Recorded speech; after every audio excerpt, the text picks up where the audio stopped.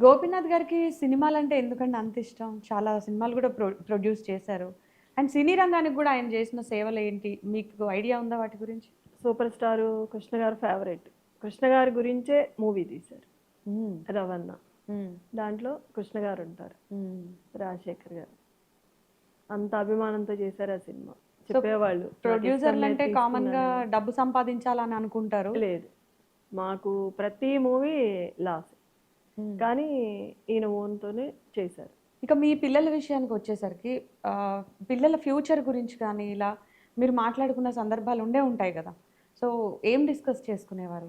అక్షర అంటే బాగిష్టం. హ్మ్. ముగ్గురు అంటే బాగిష్టం. కానీ ఒక్కో సందర్భంలో అక్షర పుట్టిన తర్వాత ఒక సెంటిమెంట్ ఉండేది. హ్మ్. కలిసొచ్చిందని. హ్మ్.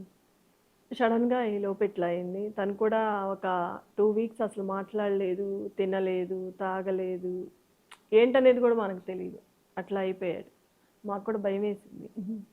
సో యాక్టర్‌ని చేద్దాం అనుకున్నట్టున్నారు మీ అబ్బాయిని గూడా? అవును. చాలా ఫస్ట్ హీరోగా నేనే ఇంట్రడ్యూస్ చేయాలి. హ్మ్. నేనే మూవీ తీయాలి అని బాగా కోరికగా ఉండేది. హ్మ్. పాపకు కూడా ఈ ఇయర్ పెళ్లి చేయాలనుకున్నారు. హ్మ్. చిన్న పాపకి ఇంకా టైం ఉందని థర్డ్ ఇయర్ చేస్తుంది ఎల్ఎల్బి.